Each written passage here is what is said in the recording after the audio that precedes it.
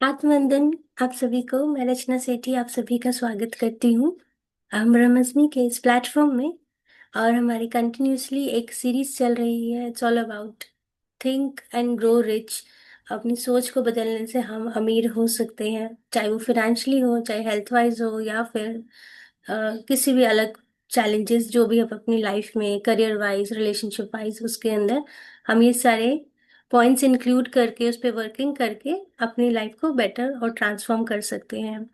आप सभी का बहुत बहुत धन्यवाद लॉग इन करने का।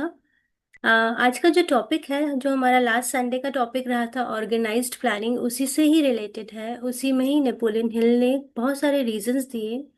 एज पर नेपोलियन हिल 30 ऐसे मेजर कॉजेस हैं।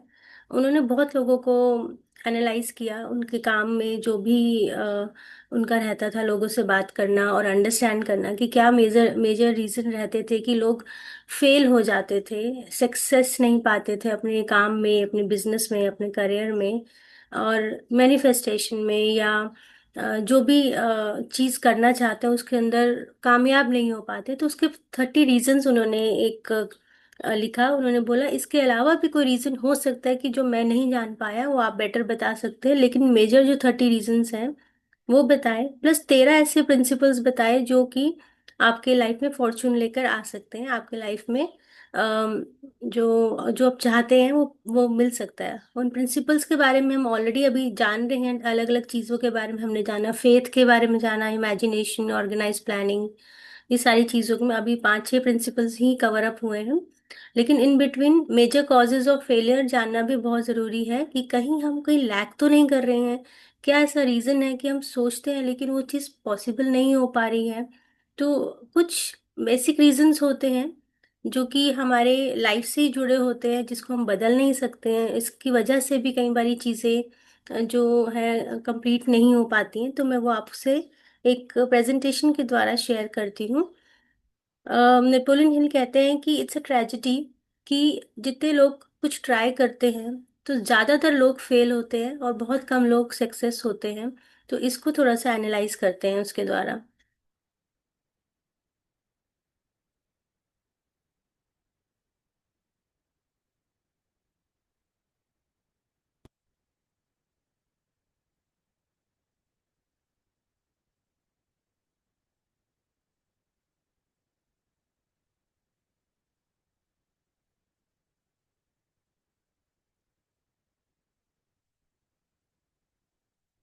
हम्म।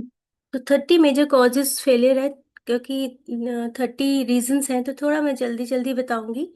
एंड बाद में आप आराम से इसको देख सकते हैं दोबारा, इनकेस अगर कुछ मिस हो जाता है या डिस्कस करना चाहें तो आफ्टर द सेशन हम कर सकते हैं। तो सबसे पहला चीज उन्होंने बताई है कि अनफेवरेबल हेरिडिटरी बैकग्राउंड, कि ऐसी चीजें जो आपके हाथ बस में नहीं था, आप ऐसी ऐसे जगह आपने बर्थ लिया, ऐसी जगह आप पैदा हुए जो कि आपकी चीज़ें फेवरेबल नहीं थी, जैसे कि पॉवर्टी, एक्सट्रीम पॉवर्टी लाइन के नीचे, या ऐसी कंडीशन जहाँ पे आपको सोचने पे भी आप नहीं सोच सकते कि हम अपनी लाइफ को बेटर कर सकते हैं। कुछ ऐसे इंडिविजुअल्स जो होते हैं, इसमें कुछ खास करने की इच्छा भी नहीं होती है। इसके लिए आसपास, आप जैसे हमने लास्ट टाइम मास्टरमाइंड की बात करी थी कि अपने आसपास ऐसे लोगों को ऑर्गेनाइज करें जो आपको हेल्प करें। उनकी हेल्प से इस चीज से बाहर आया जा सकता है, यानी दूसरों के सहयोग से आपको कोई ऐसा इंसान मिले, ऐसा कोई स्टेप मिल जाए जिसको पाकर आप इस चीज को ओवरकम कर सकते हैं। सेकंड, वो बताते हैं कि लैक ऑफ वेल डेवलप्ड और well defined purpose in life. अगर आपके पास कोई डेफिनेट गोल नहीं है, then there is no hope for success. 98% लोगों का एम ही नहीं होता है कुछ करने का, सिर्फ 2% का एम होता है, और उनमें से कुछ ही लोग जो है कामयाब हो पाते हैं। सो हमारे पास एक डेफिनेट पर्पस ही नहीं है लाइफ में कि हमने करना क्या है, क्योंकि आधे से ज़्यादा लोग जिनसे मैं भी मिलती हूँ, उनको सिर्फ ये होता है कि पैसे कमाने हैं, घर चलाना है, खर्चा पूरा करना है, दैट्स इट। उसके अलावा कोई चीज उससे बढ़कर नहीं होती। इट्स वेरी नॉर्मल, और हर कोई इसी चीज में उलझा हुआ है, उसके आगे का कोई सोच ही नहीं पाता, और जिस कंडीशन में है उसी में रहना पसंद करते हैं, उससे बेटर करने का वो सोच भी नहीं पाते हैं। तो पहले तो अपनी सोच बदलनी बहुत जरूरी है। Lack of ambition to aim above mediocrity.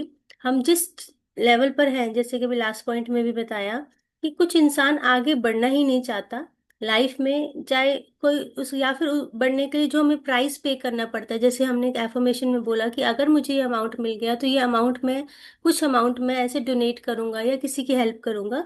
वो प्राइस भी पे करना नहीं चाहते, उनके अंदर कोई एम ही नहीं है, कोई एम्बिशन नहीं है। ऐसे लोग भी आगे जाके सक्सेस नहीं पा सकते हैं। इनसफिशिएंट एजुकेशन, ये लेकिन ये एक ऐसी चीज है जिसको आसानी से दूर किया जा सकता है, क्योंकि किसी भी व्यक्ति को शिक्षित बनाने के लिए उसकी कॉलेज की डिग्री से ज्यादा उसको जरूरत होती है उसको साहस की, उसको करेज की। इसके अंदर वह एक्चुअली वो लोग हैं जो एक्चुअली एजुकेटेड हैं, लेकिन दूसरों के राइट्स को उल्लंघन किए बिना जीवन में जो चाहा उसे प्राप्त करना सीख लिया है। इसका एग्जांपल मैं अपने पर्सनल भी देना चाहूंगी कि एक बारी, I am not from a commerce background, मैंने ह्यूमैनिटीज से हूँ। लेकिन मेरा मन करता था कि मैं बैंक में जॉब करूं, लेकिन इट्स नॉट पॉसिबल। अगर आप कॉमर्स ही, आपने कुछ पढ़ा ही नहीं है बिजनेस स्टडीज या बैंकिंग के बारे में, अकाउंट्स के बारे में, इकोनॉमिक्स के बारे में, तो it's very difficult at that point of time. Around 25 years back की मैं बात कर रही हूँ। लेकिन still I got an chance to work in a bank. I work in Citi bank and Standard Chartered bank, just because कि उस समय ऐसा कुछ मैंने सोचा था कि मुझे बैंक में काम करना मन में रहता था, क्योंकि मैं अपने फ्रेंड सर्कल में देखती थी। लेकिन इनसफिशिएंट एजुकेशन की वजह से, या फिर मैं कहूँगी कि प्रॉपर रेलेवेंट एजुकेशन की वजह से, मुझे वो जॉब नहीं मिल पा रही थी। लेकिन still I tried, and there was उस समय नया नया कॉल सेंटर्स और ये सब चीज़ों का ट्रेंड चल रहा था। तो जितने भी बड़े बड़े कॉर्पोरेट्स और बैंक्स थे, तो उन्होंने सोचा कि जो लोग हाउसवाइफ्स हैं, रिटायर्ड हैं, या जिनका ये बैकग्राउंड नहीं है बैंकिंग का, उनको वो खुद 1 या 2 महीने का ट्रेनिंग देकर जितना रेलेवेंटली रिक्वायर्ड है उनको बैंक में जॉब दे देंगे। And I was a lucky person, मुझे इस बेसिस पे वहाँ पे जॉब मिला, और मैंने बैंक का जो एक्सपीरियंस था वो कर पाई इसी वजह से। सो ये चीज़ को हम ओवरकम इजीली कर सकते हैं। Lack of self discipline, self control, इसमें बेसिकली मैं कह सकती हूँ जितनी भी नेगेटिव क्वालिटीज हैं, कंडीशंस को कंट्रोल करने से पहले खुद को कंट्रोल में रखना है। और this is I think the hardest job, अपने आप को काबू में रखना। हम ध्यान में भी बोलते हैं कि mind is not the master, we are the master. तो खुद पे काबू रखना, अपने माइंड पे काबू रखना, अपने आप को ओवर ईटिंग, ओवर ड्रिंकिंग में इंडल्ज ना करके अपने आप को बैलेंस रखना, this is one of the major reason. क्योंकि हम लोग बहते जाते हैं कुछ भी नेगेटिव ऐसी क्वालिटी के अंदर, अपने आप को रोक नहीं पाते, डिसिप्लिन में नहीं रख पाते हैं। इल हेल्थ, यानी अगर आपका स्वास्थ्य ठीक नहीं है, देन डेफिनेटली आपका ध्यान हमेशा हेल्थ के ऊपर ही रहेगा। और कोई भी इंसान सक्सेस को, बिना गुड हेल्थ के सक्सेस को एंजॉय नहीं कर पाता। और इल हेल्थ के मेजर कॉजेज क्या होते हैं? That is over eating, wrong habits of thoughts, giving expression to negative, over indulgence, किसी भी प्रकार का किसी भी चीज़ के अंदर ओवर इंडल्जेंस यानी आदत पड़ जाना। Then lack of proper exercise, lack of proper fresh air अगर आपको नहीं मिलती, तो ये सब रीजंस होते हैं जो हम सब जानते हैं बुरी स्वास्थ्य के लिए, जो हम वर्क उस पर नहीं करते हैं। तो एक ये, जब आप बीमार रहते हैं तो आप उसी पे ही फोकस रहेंगे, आप आगे सक्सेस को सोच ही नहीं सकते हैं। आपका करंट जो माइंड थॉट रहता है कि अपने आप को बेटर करना ही रहता है, कि हम इस तबीयत ठीक रहे, हेल्थ ठीक रहे। तो ऐसे लोग फिर मैनिफेस्टेशन या फिर बिजनेस में या जॉब में नहीं आगे बढ़ पाते हैं। अनफेवरेबल एनवायरनमेंट, यानी कि अगर आपके आसपास के लोग आपका फेवरेबल नहीं है, स्पेशली जो वर्किंग पीपल है, अगर बहुत ही नेगेटिव माहौल है ऑफिस में, या आपके आस पड़ोस में, या आपके बॉस का बिहेवियर जो है बहुत नेगेटिव है, then that is also one of the thing जो आपको अटकाए रखता है। और कुछ ऐसे लोग होते हैं कि अगर बचपन में, जैसे बोला जाता है कि बच्चे जो होते हैं वो कच्ची माटी का घड़ा होता है, उनको जैसी शेप दो वो वैसे बन जाते हैं। तो सिमिलरली बहुत सारे क्रिमिनल्स को भी जब हम स्टडी करते हैं तो ये आता है कि बचपन में कुछ उनके साथ बुरा हुआ होता है, जिसकी वजह से वो बड़े होके वो ऐसे बनते हैं। तो ऐसी चीज़ों को लेकर दो, ये जो एनवायरमेंट्स रहते हैं वो आपको बहुत इफेक्ट करते हैं सही राह, सही सक्सेस की ओर बढ़ने के लिए। प्रोक्रेस्टिनेशन, यानी कि टाल मटोल करना, आज नहीं कल करूंगा। तो कबीर जी क्या कहते हैं? काल करे सो आज कर, आज करे सो अभी। This is opposite of procrastination. Procrastination का हर चीज को डिले डिले डिले करना। और ये this is the most common cause. हम वेट करते रहते हैं, हम में से ज्यादातर लोग सफलताओं से गुजरते हैं क्योंकि हमको सार्थक करने के लिए सही समय का वेट नहीं करते, हम उस पर काम करते हैं। लेकिन जो लोग वेट ही करते रहते हैं कि नहीं सही समय आएगा तो मैं काम करूंगा, तो समय कभी सही नहीं आता, समय को सही बनाना पड़ता है। तो ये भी एक मेजर रीजन रहता है as per the Napoleon Hill, कि जब हम टालम टोल करते हैं चीज़ों को तो वो चीज़ कभी हम प्रॉपरली कर नहीं पाते हैं, तो फोकस नहीं रह पाते हैं प्रोक्रेस्टिनेशन की वजह से। Lack of persistence. परसिस्टेंस यानी दृढ़ता, दृढ़ता यानी डिटर्मिनेशन। आप जब भी आपके अंदर दृढ़ता की कमी होगी, हम शुरू तो अच्छे से करते हैं कि हम फोकस्ड, बिल्कुल एनर्जेटिक होके कि इस पे काम करते हैं, लेकिन उसे पूरा करने में नाकामयाब भी हो जाते हैं क्योंकि धीरे धीरे धीरे हमारे अंदर परसिस्टेंस की, दृढ़ता की कमी आ जाती है। और हार के जो शुरू शुरू के कुछ भी थोड़ा सा अगर लगाना कि चीज़ नहीं चल रही तो उसी में ही हार मान लेते हैं कि आप यार ये तो नहीं हो सकता। तो lack of persistence is one of the reason जिसकी वजह से हम आगे नहीं बढ़ पाते हैं और असफलता का सामना भी करना पड़ सकता है। नेगेटिव पर्सनालिटी, जिसमें कोई होप नहीं होती है फॉर इन लोगों के लिए जिनके अंदर ही इतना नेगेटिव गुस्सा भरा हो, जेलेसी भरा हो या इस तरह के नेगेटिव ट्रेट्स हो, तो वो लोग भी आगे सफलता को नहीं पा सकते हैं। नेगेटिव पर्सनालिटी जो है वो कभी भी किसी के साथ सहयोग नहीं करना चाहेगा। और जो लोग आपस आपस में मिलकर नहीं चलते हैं, आस पड़ोस में या अपने पीयर्स के साथ या अपने सीनियर्स के साथ, उनके साथ उनकी नहीं बनती है काम में, अगर स्पेशली बात करूं, तो उससे क्या होगा कि लोग भी आपसे जुड़ना नहीं चाहेंगे। और अगर आपसे लोग साथ में नहीं जुड़ेंगे तो आपको, you will not get any power to achieve anything. सबको साथ लेके आगे बढ़ना होता है, अकेले नहीं हो पाएगा। अगर इस तरह का एटीट्यूड है कि मैं अपने आप ही सब कुछ करूंगा, अगर ईगो है और एंगर इश्यूज है और अगर जेलेसी है और अपने आप को सबसे बेटर मांगना है, तो this is again the negative personality जो कि इस चीज को रोकता है। लैक ऑफ कंट्रोल सेक्सुअल अर्ज, इसमें it's a powerful emotion. Sexual अर्ज जो होते हैं, ये भी एक बहुत पावरफुल इमोशन है। इसको भी कंट्रोल करना है। इसके ऊपर ओशो की एक बुक है, सेक्स टू सुपर कॉन्शियस, जिसके अंदर अगर हम पढ़ेंगे तो इट्स बहुत डिटेल में दिया हुआ है कि ये एक मेजर कॉज रहता है लोगों को आगे बढ़ने के लिए। ध्यान इसके अंदर सबसे बड़ा रोल प्ले करता है इसको कंट्रोल करने के लिए, क्योंकि अगर इंसान का ध्यान इसी तरफ रहेगा तो ऑब्वियसली वो सक्सेस की तरफ उसका ध्यान जाएगा नहीं। लेजीनेस उसको और ये सारी चीज़ें उसके आसपास रहने लगेंगी, तो आगे बढ़ने में एक बहुत बड़ी रुकावट रहती है। तो इस बुक को ज़रूर पढ़ना चाहिए। Control desire for something for nothing, यानी जैसे कि जुआ खेलते हैं, गैम्बलिंग करते हैं, उसमें खेलते ही जाते हैं, खेलते ही जाते हैं कि कुछ मिलेगा, लेकिन उसकी वजह से लोग बहुत कुछ हार जाते हैं, बहुत कुछ गवा देते हैं, अपना सारा जितनी भी सेविंग्स होती है वो भी खराब हो जाती है। इसी तरह की जो अनकंट्रोल्ड डिजायर्स होती हैं, कुछ पाना है लेकिन पता नहीं क्या पाना है, उसकी वजह से भी लोग आगे बढ़ नहीं पाते हैं। तो लाखों लोगों को असफलता की ओर ये सारी चीजें लेके जाती हैं। Then again lack of well defined power of decision. जो लोग सफल होते हैं वो तुरंत निर्णय ले लेते हैं, एक डिसीजन इमिजिएटली ले लेते हैं और उसको बदलते नहीं है। लेकिन जो असफलता की राह पर होते हैं वो बार बार डिसीजंस को चेंज करते रहते हैं और एकदम से डिसीजंस ले नहीं पाते हैं। सो ये भी एक रीजन रहता है कि आप, अगर आपकी डिसीजन पावर ठीक नहीं है, आप अगर फोकस नहीं है, तो ये भी आपको कई बार गलत रास्ते पर लेके जा सकता है। क्योंकि आगे बढ़ने के लिए हमें बहुत सारे डिसीजंस लेने पड़ते हैं लाइफ में, करियर के लिए, इन्वेस्टमेंट्स के लिए, कैसे लोगों से मिलना है, किस तरह से चीज़ें प्लानिंग करनी है, ये सब डिसीजंस पे डिपेंड करती हैं। तो अगर ये नहीं होगा तो डेफिनेटली एक डिफीट की ओर हम लोग अलग रास्ता बना लेते हैं। सो एक फियर के ऊपर उन्होंने बताया कि वन और more there are 6 basic fears. वो मैं अभी इस चैप्टर में कवर अप नहीं करूंगी, आगे इसको बहुत डिटेल में हम जानेंगे कि बहुत सारे भय, बहुत सारे फियर्स हमारे अंदर होते हैं जो हमें आगे बढ़ने के लिए रोकते हैं। तो वो हम नेक्स्ट एक या दो सेशंस के बाद I cover up this topic. So wrong selection of mate in marriage, again it's a very big thing.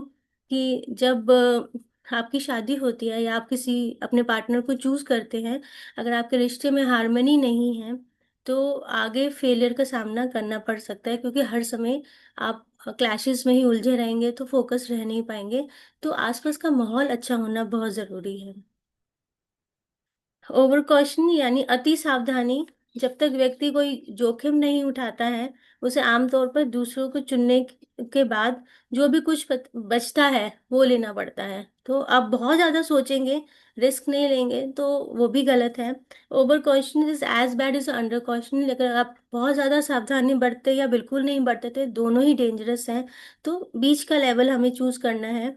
He that is over cautious will accomplish but very little. मिलेगा, लेकिन उस हिसाब से नहीं मिलेगा जितना आप चाहते हैं।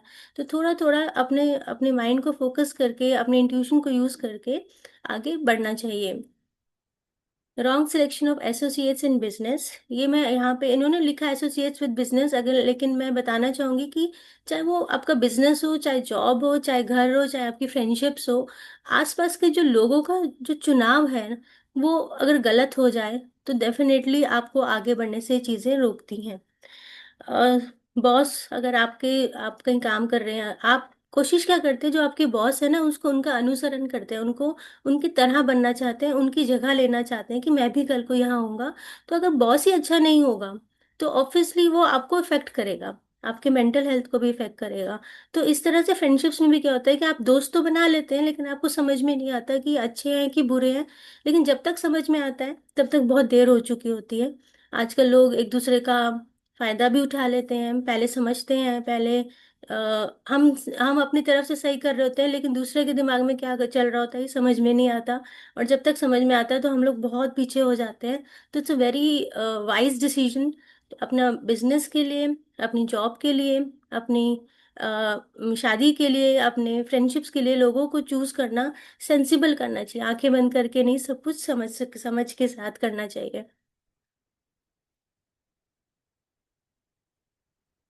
सुपरस्टिशन एंड प्रिजुडिस यानी कि अंधविश्वास। और अंधविश्वास एक प्रकार का भय है, इट्स अ फियर। कि 13 तारीख, 13 वर्ड जो होता है, बिल्ली रास्ता काट गई, ये सब चीजें जो एक नॉर्मल हम लोग समझते हैं कि ये एक तरह का डर है, which is again a lack of knowledge. जब हमें नॉलेज नहीं होती तब हमारे अंदर सुपरस्टिशन ज्यादा बढ़ता है। और सफल व्यक्ति जो होता है उसके लिए ओपन माइंडेड रहना बहुत जरूरी होता है, और किसी का डर नहीं पालना होता। तो ये चीजें आपको रोकती हैं आगे बढ़ने से। Wrong selection of vocation. Vocation मतलब profession. 60% of working adult fully regretted their career choices. हम सिर्फ या तो किसी भीड़ भाड़ को देखकर करियर चूज कर लेते हैं, या किसी के दबाव में आके करियर चूज कर लेते हैं, लेकिन जो खुद बनना चाहते हैं, जो जिस पे हमारा हम भी एक्सेल अच्छे से करते हैं, वो चीज़ नहीं कर पाते, तब भी ये चीज़ आपको आगे बढ़ने से रोकती है। You will not success if you are in a wrong profession. तो ये तो हम मैं पहले भी बताती हूँ कि अगर कोई किसी मजबूरी में, अगर आपको किसी को ये काम करना पड़ रहा है, या कोई जॉब करनी पड़ रही है, कोई और ऑप्शन नहीं है, तो वो काम जो आपको पसंद है उसे एज अ हॉबी जरूर कंटिन्यू करना चाहिए अपनी लाइफ में, so that you feel peace eight the end of the day कि कुछ अच्छा किया। जॉब तो कर लिया, उसके बाद अगर आपको म्यूजिक सुनना पसंद है, रीडिंग पसंद है, गार्डनिंग पसंद है, पेंटिंग पसंद है, इस चीज को छोड़ना नहीं है, उसके साथ साथ वो भी करते रहना है। सो दैट एक काम अगर हैवी कर कर आए हो तो एक काम ऐसा करना कि जिससे अपना सारा फ्रस्ट्रेशन बाहर निकल जाए, you feel happy at the end of the day. Lack of concentration of efforts. Jack of all the trades. ये हमने एक इंग्लिश में एक कहावत कि हर काम में फोकस करना। वे ये वो कभी ये कभी वो, ऐसा कभी भी आप फोकस नहीं रहेंगे। ये अभी मैंने कुछ दिनों पहले कहीं एक रील भी देखा था जहाँ पे सुष्मिता सेन बता रहे मैनिफेस्टेशन के लिए कि हम लोग इतना कुछ पाना चाहते हैं कि आज मैंने ये मैनिफेस्ट किया, लेकिन कल चेंज करके कुछ और मैनिफेस्ट करना शुरू कर दिया। तो एक मैनिफेस्टेशन का जो थॉट है वो बार बार हिप हॉप करने से वो चीज़ फोकस नहीं हो पाता, कंसंट्रेशन नहीं हो पाता, तो वो चीज़ पूरी नहीं होती है। तो अगर पहले एक चीज़ पे वर्किंग करके देखो, अपना पोटेंशियल देखो तो सही कि आपकी चीज़ अंदर क्या भरा हुआ है। आप एक अगर आप एक चीज़ पूरी कर सकते हैं तो दूसरी भी कर सकते हैं। तो फोकस एंड कंसंट्रेशन, आपका एफर्ट्स बहुत मैटर करते हैं। So it should be one thing first, ना कि इधर उधर हर एक चीज़ के ऊपर। The habit of indiscriminate spending यानी आप बहुत ज़्यादा खर्चा करना। फियर ऑफ, इसलिए कई बार ये लगता है फियर ऑफ पॉवर्टी होता है back of the mind. And इससे क्या होता है कि आपकी जो सेविंग्स होती हैं वो आप अननेसेसरीली स्पेंड करते जाते हैं। एंड आपको अगर आपके अकाउंट में पैसा रहता है, कोई भी इंडिविजुअल ऐसे जनरल पर्सन की बात कर रही हूँ, अगर एक अच्छा अमाउंट आपके बैंक में है तो कहीं ना कहीं आपको एक मेंटल सेटिस्फेक्शन रहता है कि मेरे बैंक में इतने पैसे हैं। लेकिन अगर हमारे पास ये हैबिट रहेगी स्पेंड थ्रिफ्ट होने के लिए, आजकल इतना इजी है शॉपिंग करना घर बैठे बैठे, कब पता नहीं चलता कितने सारे पैसे खर्च हो जाते हैं। तो उस पे ब्रेक लगाना बहुत ज़रूरी है, क्योंकि money in the bank account gives you a security, gives you a safe foundation of courage. और इसमें जब आप कोई डील करना चाहते हैं या किसी से बात करते हैं किसी भी तरह की, तो आपके अंदर एक कॉन्फिडेंस होता है कि मेरे पास पैसा है। और अगर वही पैसा अगर ज़ीरो हो जाए तो आपकी कॉन्फिडेंस में, आपकी बॉडी लैंग्वेज में भी वो चीज़ झलकने लग जाती है। इट्स अ फैक्ट कि अगर आपके अकाउंट में पैसे नहीं हैं तो आपके अंदर, आपकी बॉडी लैंग्वेज में, आपके हैबिट्स में वो चीज़ झलकने लगती है। तो इट्स वेरी इंपॉर्टेंट कि अपनी इस आदत को लिमिटेड और कंट्रोल रखना चाहिए। लैक ऑफ एंथुसियाज्म यानी कि उत्साह की कमी, एंड इट्स कंटेजियस। अगर आप हैप्पी रहेंगे, आप उत्साह रहेंगे, तो आसपास के जो माहौल रहेगा वो भी वैसे ही रहता है।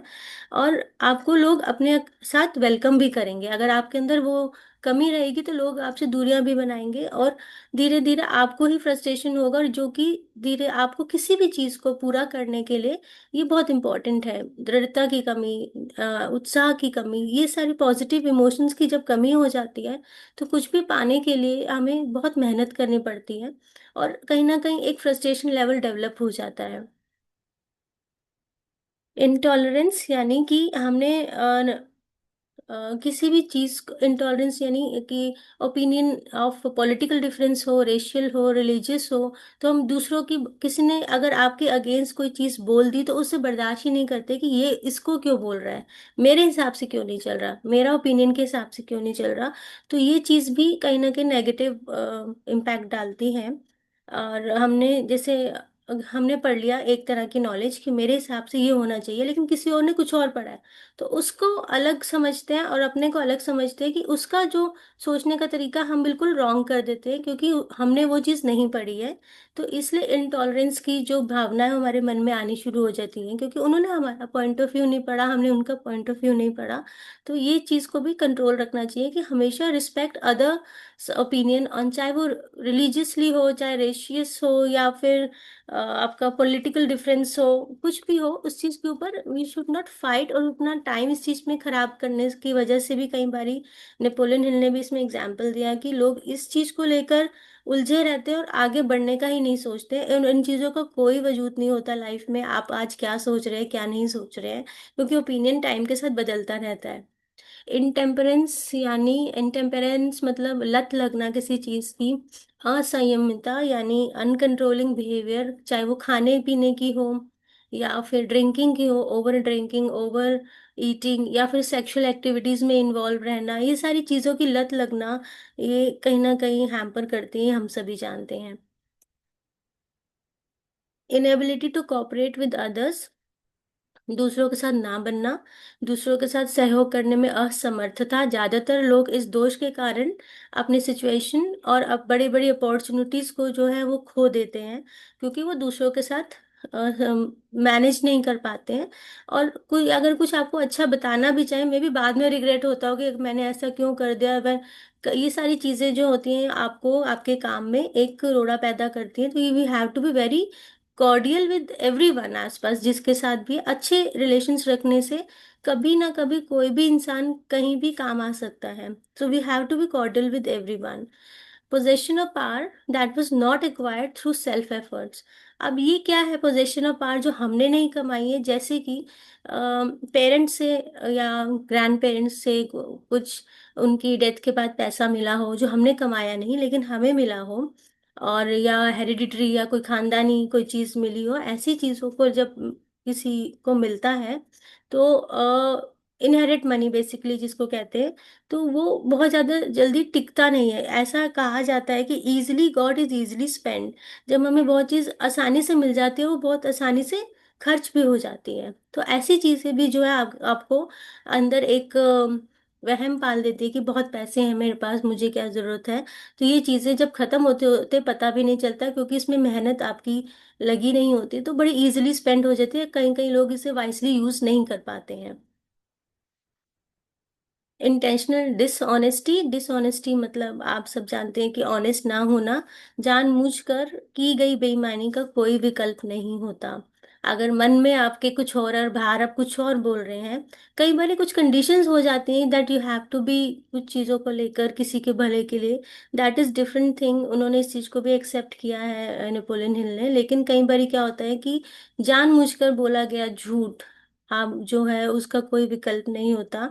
उसके कर्मों का फल मिलता है, और वो उससे आपकी रेपुटेशन को फर्क पड़ता है, और उसका भुगतान हमें करना ही पड़ता है। तो इस चीज को भी अवॉइड करना चाहिए। ईगोइज्म एंड वेनिटी, यानी कि अहंकार, these are the severe red flags. यानी इस अपने आप को ही सबसे ऊपर मांगना, दूसरों को कुछ समझना नहीं, और दूसरों को हर समय वो चेतावनी देते रहते हैं कि तुम्हें पता है मैं कौन हूँ, या मेरे जैसा कोई नहीं। ऐसी वाली जो लैंग्वेजेस होती हैं ये लोगों को बहुत नीचे ले जाती हैं, आगे बढ़ने से रोकती हैं। जब तक आप अपना बिहेवियर कंट्रोल नहीं करोगे और दूसरों के साथ कॉर्डियल नहीं रहोगे, ये आसपास के सहयोग से ही इंसान आगे बढ़ता है। तो ये चीजें पॉसिबल नहीं हो पाती हैं। It's fatal to success. Last but not second last, जैसे गेसिंग इंस्टेड ऑफ थिंकिंग। हम सोचते नहीं है, हम गेस करते रहते हैं, अनुमान लगाते रहते हैं। सोचने के बजाय अनुमान लगाना कि ऐसा कर दिया तो ऐसा ना हो जाए, ऐसा ना हो जाए, रादर देन फैक्ट्स पे काम नहीं करते हैं। सोचते नहीं है कि क्या प्लानिंग की जाए। ऑर्गेनाइज प्लानिंग का पूरा सेशन हमने इस पे देखा कि कैसे हम लोगों को इन्वॉल्व कर सकते हैं, कैसे हम चीज़ों को इन्वॉल्व करके अपनी चीज़ों को उस पर वर्किंग कर सकते हैं। हमारे पास पूरा रास्ता है, पूरा पूरा ब्लूप्रिंट है, पूरा पूरा मैप है कि हम अपने आप को अगर इस तरह से लेके जाएं तो हमें सक्सेस मिलेगा ही मिलेगा। It's pure logical and scientifical thing. लेकिन क्या होता है कि इंस्टेड ऑफ दैट हम सोचते रहते हैं, अगर ऐसा ना हुआ तो क्या होगा, करूं कि ना करूं, इस चीज में फंसे रहने की वजह से भी हम आगे नहीं बढ़ पाते हैं। Last is lack of capital. अगर आपके पास धन की कमी रहती है, तो ये जैसे मैंने अभी पहले भी इस चीज को बताया था कि लैक ऑफ कैपिटल, अगर आपके अकाउंट में पैसा नहीं होता, तो उसकी वजह से भी ये चीज प्रॉब्लम आ जाती है कि आपके पास सफिशिएंट मनी होना चाहिए। जब when you have a some amount of money, तो उसे संभाल के रखना बहुत इंपॉर्टेंट रहता है। क्योंकि जब शॉर्टेज होती है पैसे की, तो वो आपकी बॉडी लैंग्वेज में या आपके बिहेवियर में आपको आगे बढ़ने से, आपका एक मेंटल लेवल, जो सिक्योरिटी होती है ना, वो अफेक्ट करती है, और आप हर समय उसी चीज में सोचते रहेंगे। तो जब आपको लगे, तो सेविंग्स इज वेरी इंपॉर्टेंट। कोई भी काम करने से पहले, कि अगर आप नाकाम हो गए, आपने जो मैनिफेस्ट किया या आप जो कर रहे हो जिसके ऊपर, तो एटलीस्ट यू हैव समथिंग। कुछ भी नहीं है तो उसके लिए भी मना नहीं है कि नहीं कर सकते, लेकिन अगर है तो उसको संभाल के रखना चाहिए। तो ये बेसिकली 30 रीजंस उन्होंने हम लोगों से शेयर किए हैं। और नेपोलियन हिल लास्ट में ये भी बोलते हैं कि अगर आपको लगता है कि ऐसा कोई रीजन जो मैंने नहीं बताया, तो आप शेयर कर सकते हैं। तो मुझे भी लगा कि ये सारे रीजंस हर एक में नहीं हो सकते, लेकिन कोई एक रीजन हम में हो सकता है कि ये रीजन मुझे रोक रहा है आगे बढ़ने से। प्रोबेबली हमें ये जानने की जरूरत थी, क्योंकि कई बार हमें समझ ही नहीं आता कि क्या चीज हमें रोक रही है आगे बढ़ने से। So this was the 30 major causes for the failure. और इसको हम अवॉइड कर सकते हैं कि अगर आज हमें समझ में आ गया, कोई एक पॉइंट मुझे क्लिक कर गया कि हाँ ये बात आप सही कह रहे हो, कि शायद मैं इंटॉलरेंट थी, शायद मेरे में दृढ़ता की कमी थी, या आज मुझे याद समझ में आया, तो उस चीज़ को पकड़ के उस पर वर्किंग करना है। और आगे ये चीज़ें आपकी लाइफ में जो है एक ऑब्स्टेकल बन के जो अटक रही थी, वो हट जाएगी। थोड़ा लंबा हो गया क्योंकि 30 पॉइंट्स काफी सारे थे और 30 मिनट्स भी लग गए। तो ध्यान का समय है, क्योंकि थोड़ा सा टाइम ले लिया मैंने। तो आप सब ध्यान की पोजीशन में आ जाएं और ध्यान करते हैं। और आज 35-40 मिनट्स कर लेंगे। आप सब ध्यान की पोजीशन में है, मैं म्यूजिक ऑन कर लेती हूँ। कोई क्वेश्चन होगा, कुछ डिस्कशन करना होगा, हम सेशन के बाद करते हैं।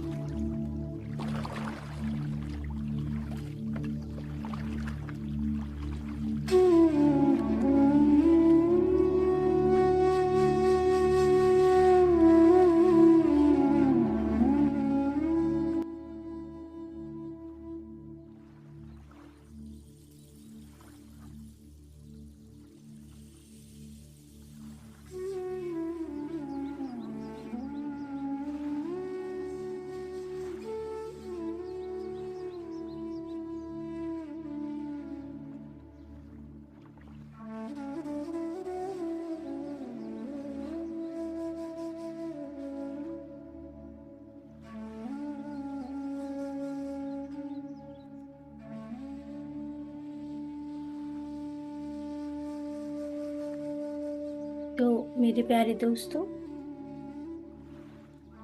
इतने गहन ज्ञान लेने के बाद थोड़ा सा कंसंट्रेशन लेवल बढ़ाने के लिए एक गहरे ध्यान की यात्रा में चलते हैं। आनापानसती ध्यान के लिए अपनी सांसों के साथ जुड़ना और उसी के साथ ही जुड़े रहना सबसे ज्यादा जरूरी। तो अपना पूरा ध्यान अपनी सांसों पर ले आइए। हर भीतर जाती हुई सांस को महसूस करेंगे, हर बाहर आती हुई सांस को देखेंगे।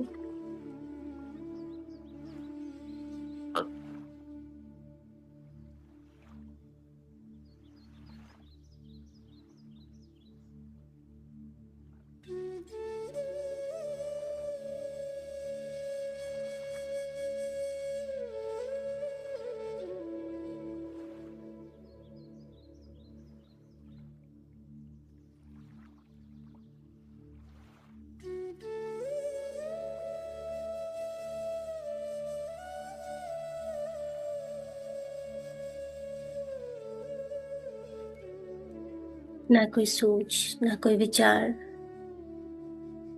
केवल सांसों पर ध्यान।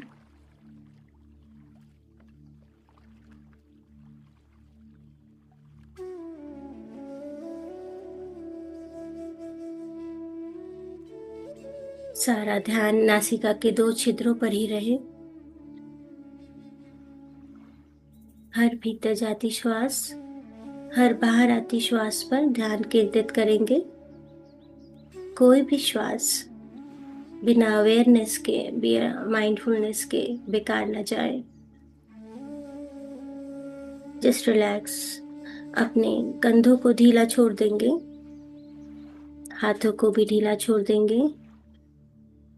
पेट कमर में कोई तनाव नहीं। पैरों की मसल्स को ढीला छोड़ देंगे और रिलैक्स हो जाएंगे। पूरे शरीर को तनाव रहित करके देखें। ध्यान रहे आंखें बंद ही रहेंगी, आंखें ना खोलें।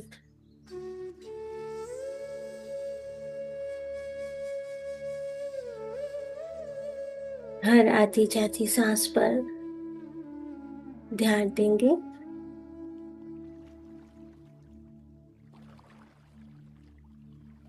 कोई भी सांस बेकार न जाए। पूरे शरीर को एकदम ढीला छोड़ देंगे।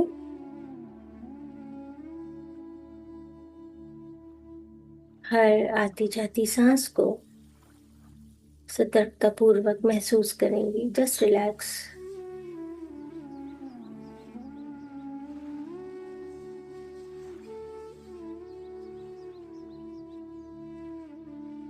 ना ही कोई मंत्र, ना ही कोई जाप करेंगे, ना ही कोई मूर्ति का ध्यान करेंगे, ना ही किसी गुरु को ध्यान में लाएंगे।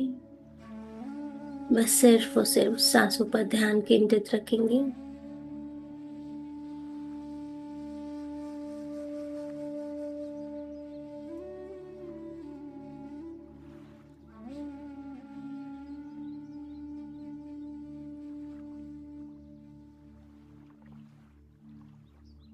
सारा दिन बाहर की बातें, सोच विचार के जंजाल में फंसे रहते हैं। एक स्पंज की तरह सब कुछ सोख करके रखा हुआ है। हमने अपने दिमागों को एक बिन की तरह जो है उसमें डाल दिया। हर एक कचरा, बिना सर पैर की बातें भी सोख रख करके रखी हुई हैं। लेकिन धीरे धीरे ध्यान में तटस्थ होने के बाद हम बहुत भली से जान चुके हैं कैसे स्पॉन्ज को निचोड़कर सारा कचरा बाहर निकालना है और अपने माइंड को रिफ्रेश, रिचार्ज करना है, रीसेट करना है।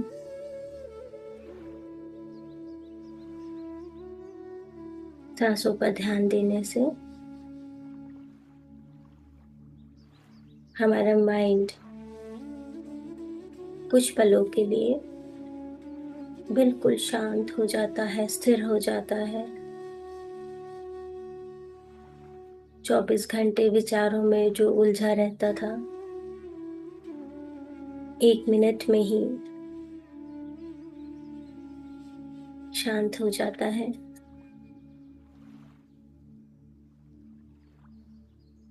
शून्य में विचरण करने लगता है।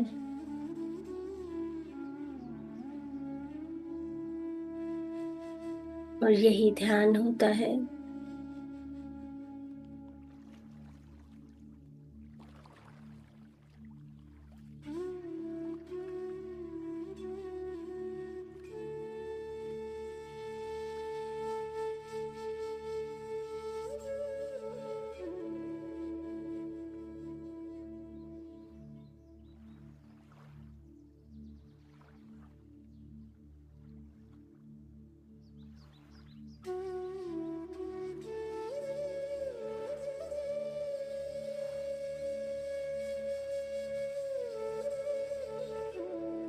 सारा ध्यान नासिका के इन 2 छिद्रों पर ही रहे।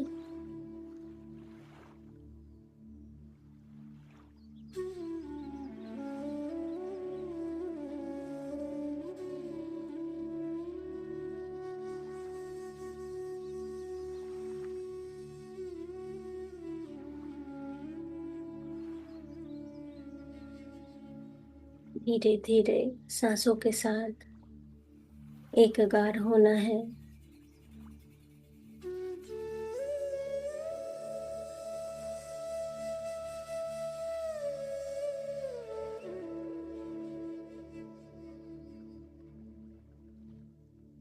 धीरे धीरे हम ध्यान की गहराई में उतरते चले जाएंगे। ब्रह्मांड में उतरने का भी यही रास्ता है। एक अनजानी दुनिया में उतरने का एक ही रास्ता।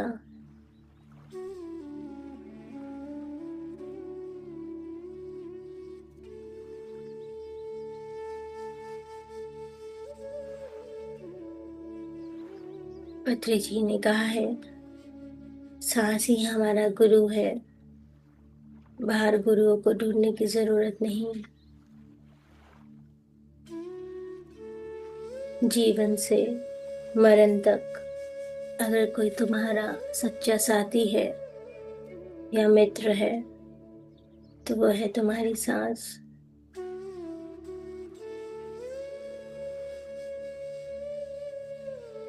जब आप परेशान होते हैं, बेचैन होते हैं, तो सांसों पर ध्यान देते ही वह आपको कामनेस, सुकून, आराम देने लगती है।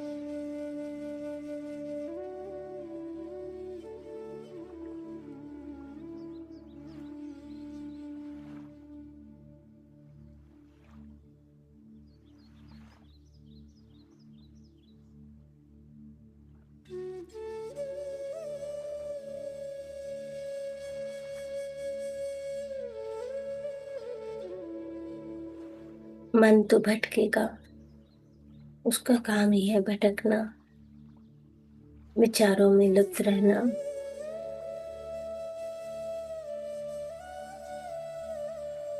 मन को शोर पसंद है। मन के लिए शांति की अवस्था उसे बेचैन करने वाली होती है। ये हमारी खुद से खुद की एक लड़ाई है। मन भी हमारा, दिमाग भी हमारा।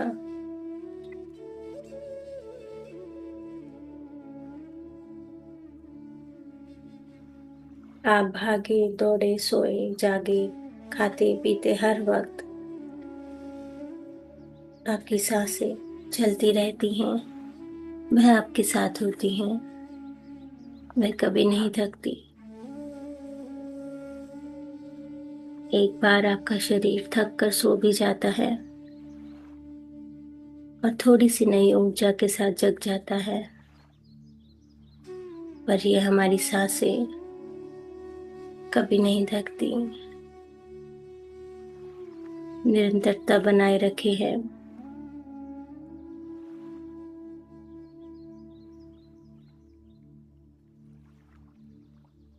और गहराई में उतरते चले जाएं।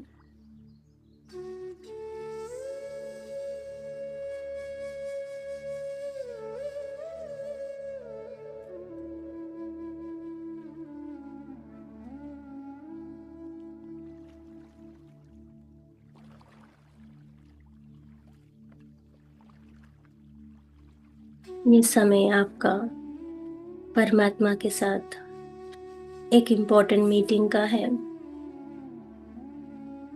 उनके साथ कनेक्ट होने का, उनसे दो तरफा कम्युनिकेशन करने का।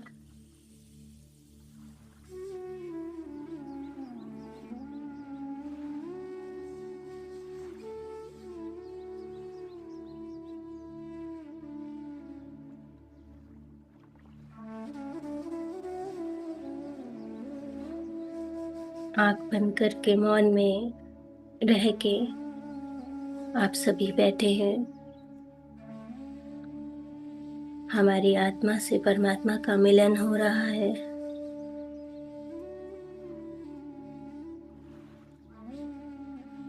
जो ऊर्जा आप सभी महसूस कर रहे हैं, ये डिवाइन एनर्जी उस परमात्मा की ऊर्जा है।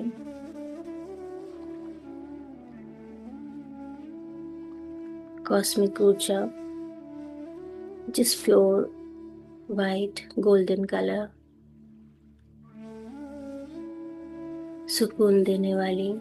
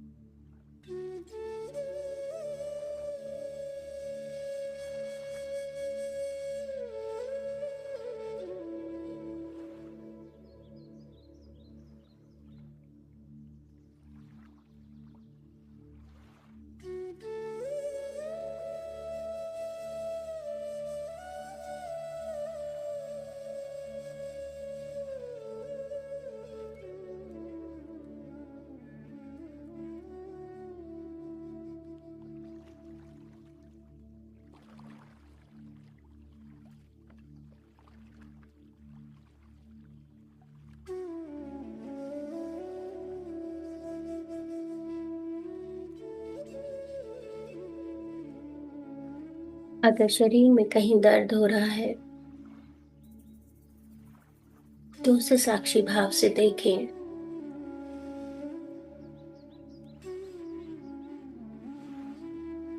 थोड़ी देर में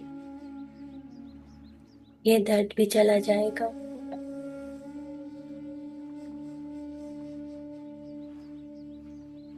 एक समय आएगा जब आप शून्य में चले जाएंगे सारे सोच विचार हट जाएंगे, गायब हो जाएंगे।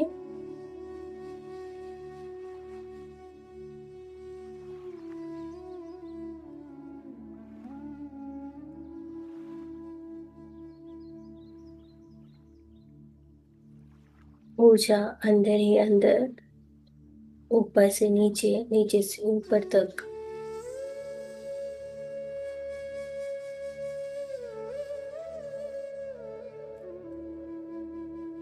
विचरण कर रही है। वह भी इसलिए क्योंकि हमने पैरों को बांध के रखा है, हाथों को भी बांध के रखा है, आंखों को बंद करके रखा है। इसके पीछे भी विज्ञान है। 10% हाथों से ऊर्जा निकलती है, 10% पाँव से ऊर्जा निकलती है, और 80% हम आंखों से ऊर्जा बाहर निकालते हैं। और जब हम हाथ और पैर बांध लेते हैं, आंखों को बंद कर लेते हैं, तो 100% ऊर्जा हम बचा लेते हैं।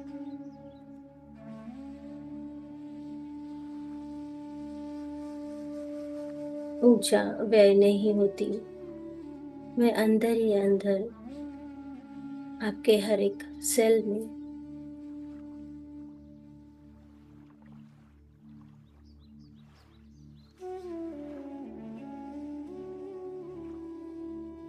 एक कोशिका में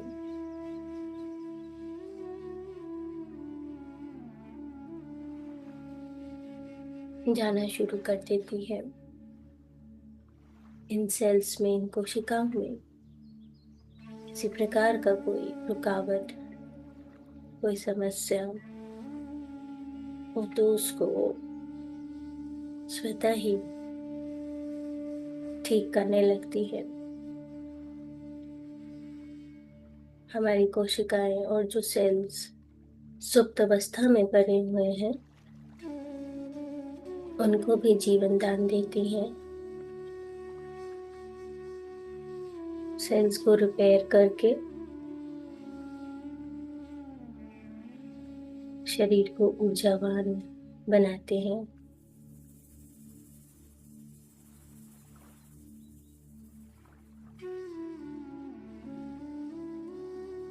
भ्रमरण से दिव्य ऊर्जा, विश्व शक्ति हमारे शरीर में प्रवेश करने लगती है।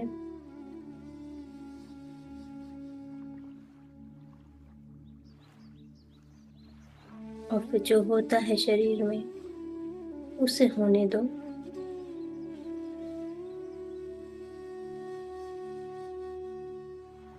ध्यान में जो भी हो रहा है अच्छा हो रहा है। ना डरे, ना घबराएं, सांसों के साथ गहराई में उतरते चले जाएं।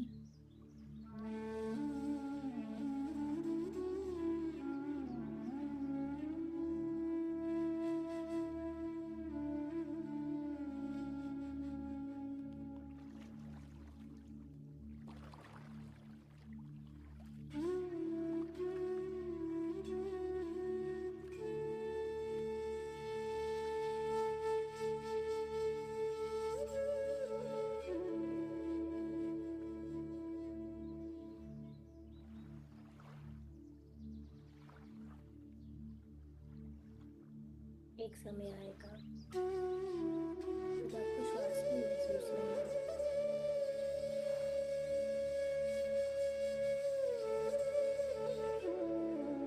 और यही वो समय है जब आप विचारों से परे शून्य में जाना शुरू करते हैं।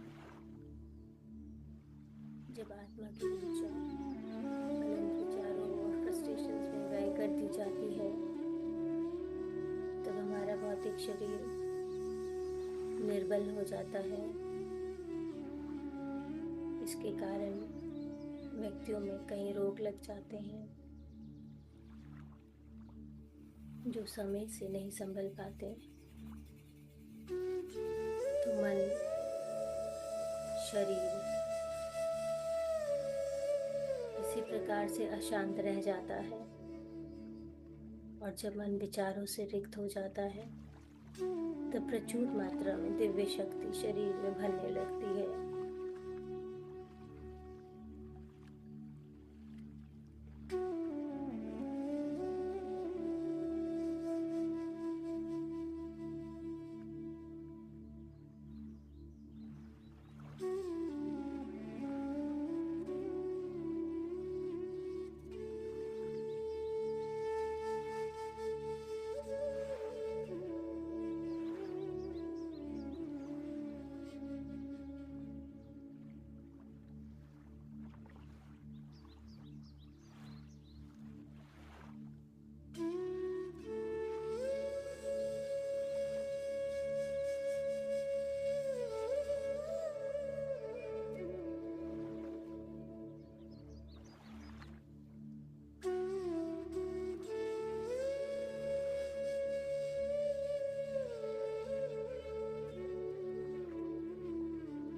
जैसे जैसे हम ध्यान करते चले जाते हैं, नए नए अनुभव, नए नए दृश्य हमें घेरने लगते हैं और हम विश्व चेतना से फिर से जुड़ने लग जाते हैं।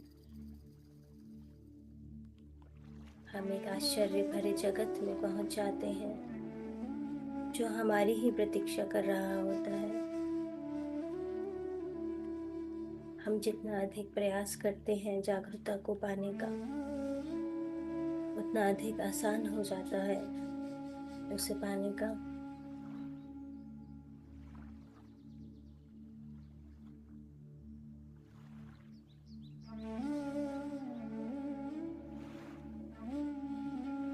महात्मा बुद्ध कहते हैं, सांस के साथ सजग होकर रहो, तब आपका शरीर ही ब्रह्मांड बन जाएगा।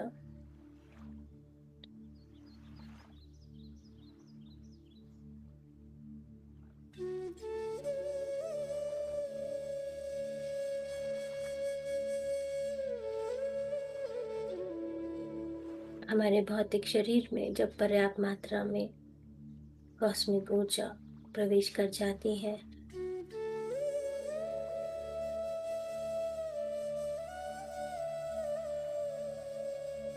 तब धीरे धीरे हमारा दिव्य चक्षु, दिव्य नेत्र यानी थर्ड आई एक्टिवेट होने लगता है।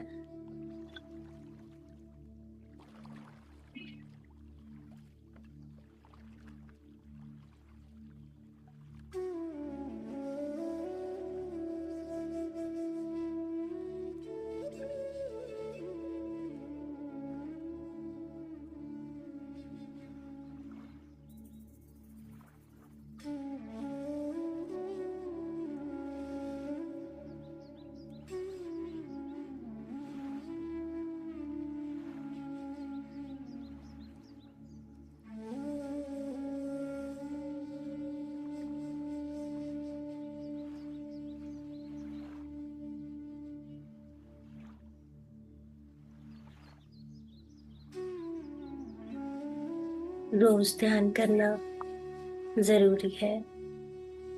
जितनी आपकी उम्र है उतने मिनट तो ध्यान अवश्य और निरंतर करना है। कार्मिक बैलेंसिंग होती है इससे। पहले दिन से ही काया पलट नहीं होती। मिनिमम 40 दिन चाहिए। जिस तरह से चावल को बार बार गैस से उतार दिया जाए तो वह पकता नहीं है, ठीक उसी तरह से ध्यान भी अगर कंटिन्यू नहीं करते हैं हर रोज, कभी किया कभी नहीं किया, तो वो रिजल्ट नहीं मिलेगा।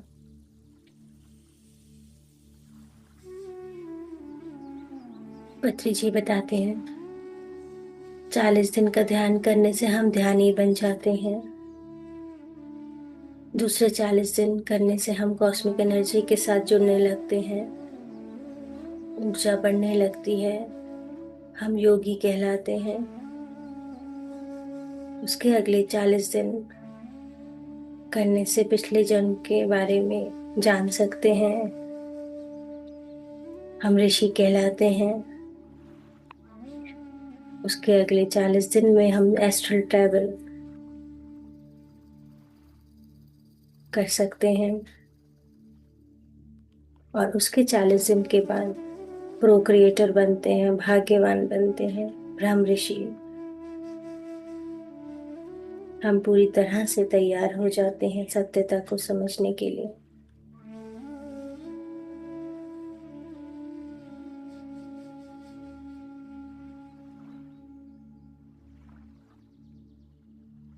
चालीस दिन का संकल्प।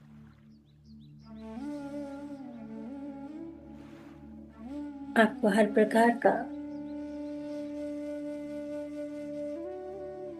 रिजल्ट देंगे।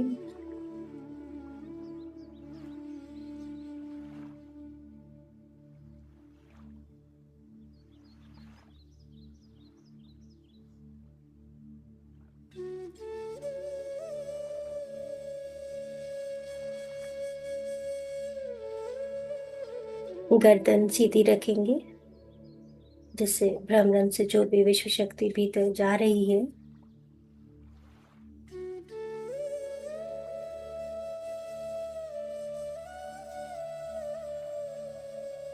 पूरे शरीर में विचरण कर सके।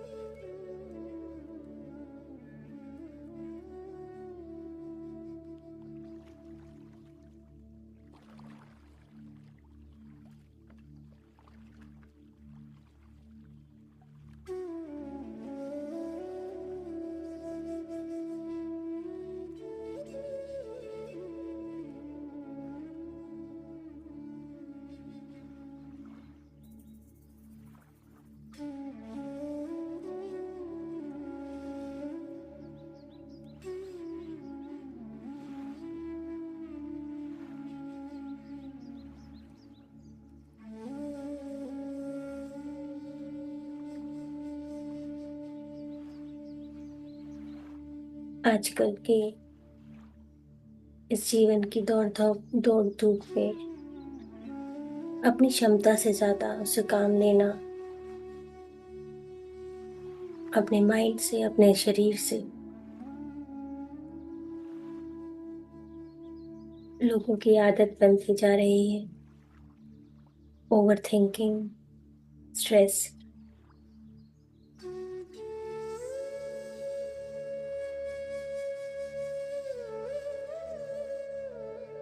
माइंड की भी एक बैंडविड्थ होती है, अपनी कैपेसिटी होती है कि इतने विचार सोच सकता है, लेकिन इसके ऊपर लोड हो जाता है ओवर थिंकिंग से। इससे ऑटोमेटिकली हमारे थॉट्स जो है नेगेटिव हो जाते हैं।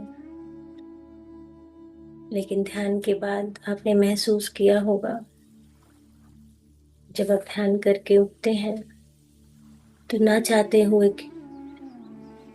भी आपके सारे विचार पॉजिटिव होते हैं, क्योंकि उस समय विचारों की संख्या कम हो जाती है, विचार ठहर जाते हैं।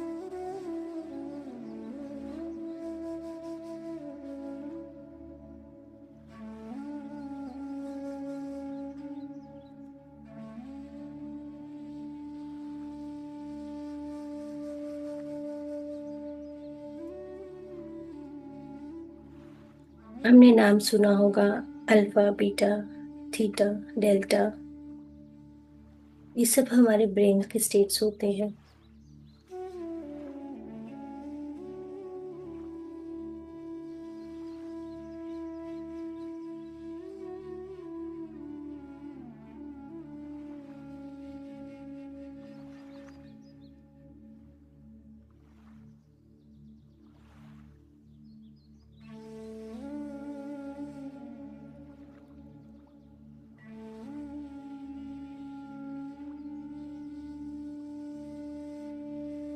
ध्यान से हम डेल्टा और गामा बैंडविड्थ में आते हैं।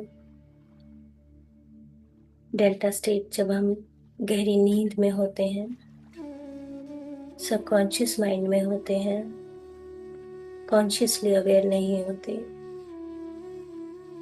और गामा जब एक्सट्रीम मेडिटेशन करके शून्य की स्थिति, जहाँ कॉस्मिक एनर्जी से हमारा कनेक्शन एस्टैब्लिश होता है,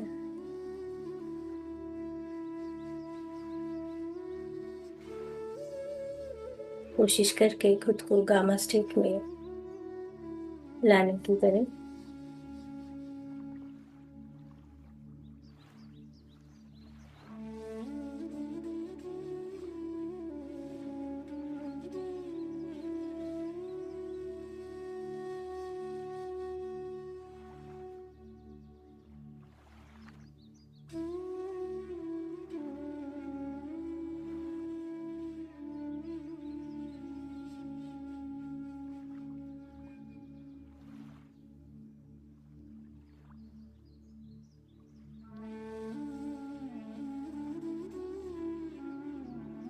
पहले कहा जाता था कि बुढ़ापे में आके भजन कीर्तन ध्यान का समय होता है, लेकिन पत्री जी ने इस मिथ को तोड़ा। बोला 5 साल की उम्र से ही ध्यान सीखना चाहिए।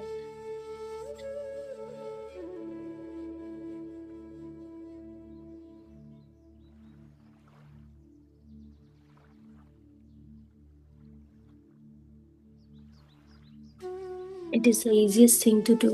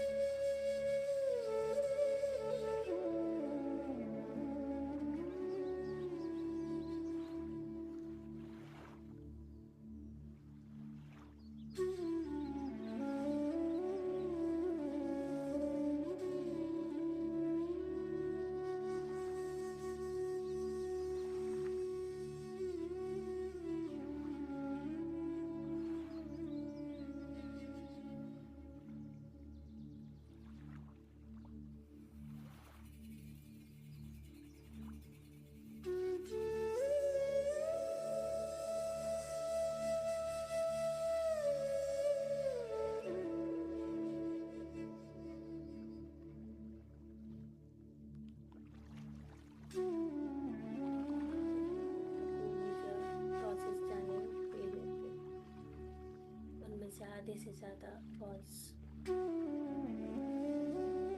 ध्यान से ही ओवरकम हो जाते हैं।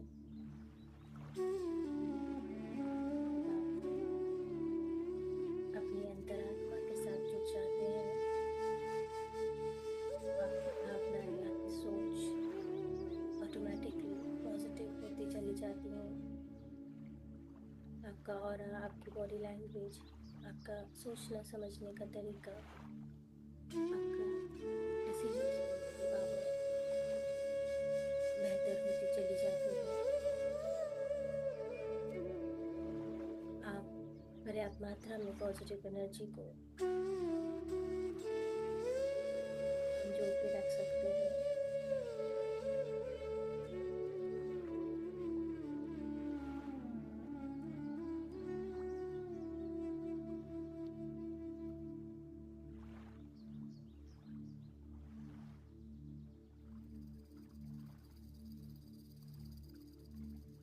ध्यान प्राप्ति का मार्ग खोल देता है।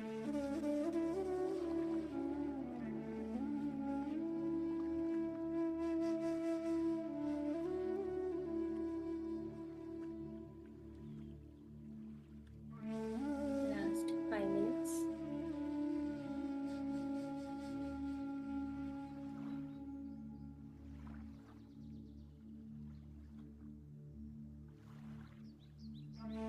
आपके ब्रह्मरंध्र में सर का टॉप मोस्ट एरिया सफेद या वायलेट कलर की ऊर्जा यहाँ पर परम शांति का अनुभव कराती है।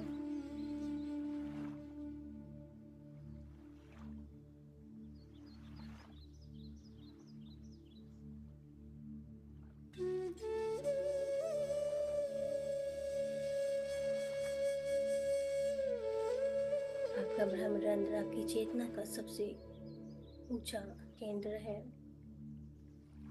आध्यात्मिकता की यात्रा का एक महत्वपूर्ण पहलू है। यहीं से तो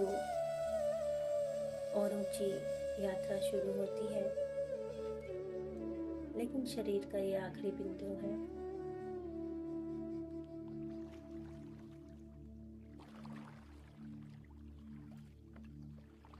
वाइट गोल्डन कलर, वॉयलेट, ये सोल का, आत्मा का रंग, दिव्य परमात्मा का रंग।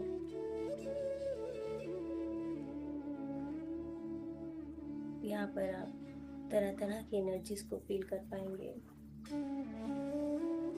मन आनंदित है, बिल्कुल शांत है। आपका जीवन आनंद से भरपूर है और आपके आसपास सर्वत्र सब कुछ अच्छा है, बेहतर है।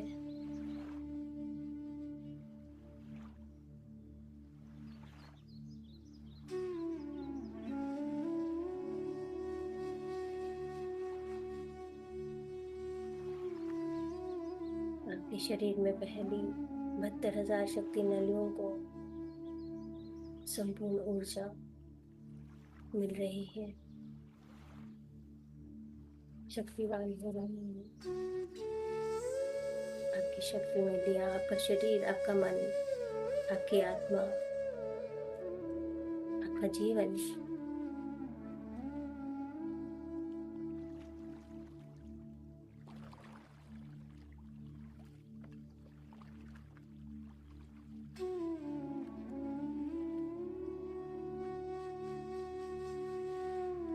Last 2 minutes.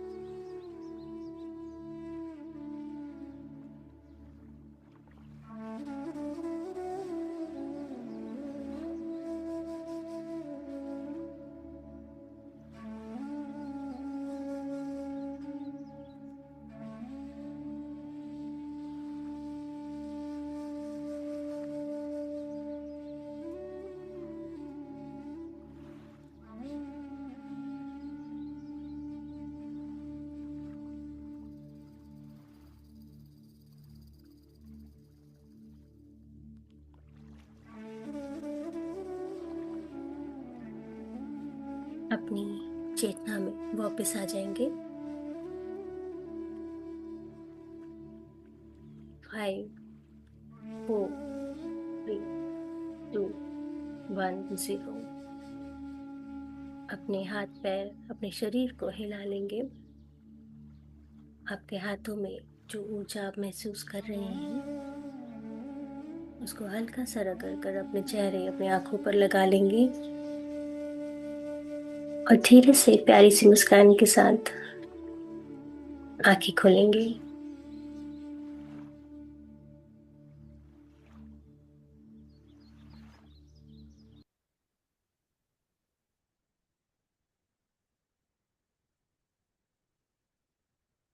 आप सभी का बहुत बहुत धन्यवाद मेरे साथ इस ध्यान की यात्रा में जुड़ने के लिए। Thank you so much.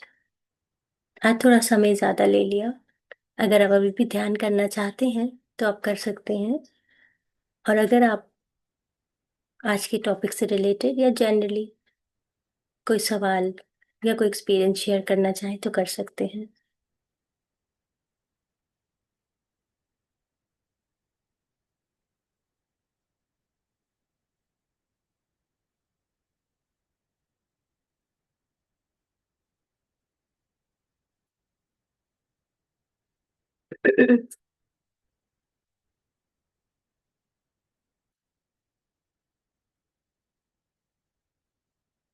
Okay, तो एंड करती हूँ आज मैं सेशन को, और अगले संडे दोबारा मिलेंगे 13 प्रिंसिपल्स को कंटिन्यू करते हुए। और तब तक के लिए आप एंजॉय कीजिएगा, संडे है फैमिली के साथ। Take care, bye bye.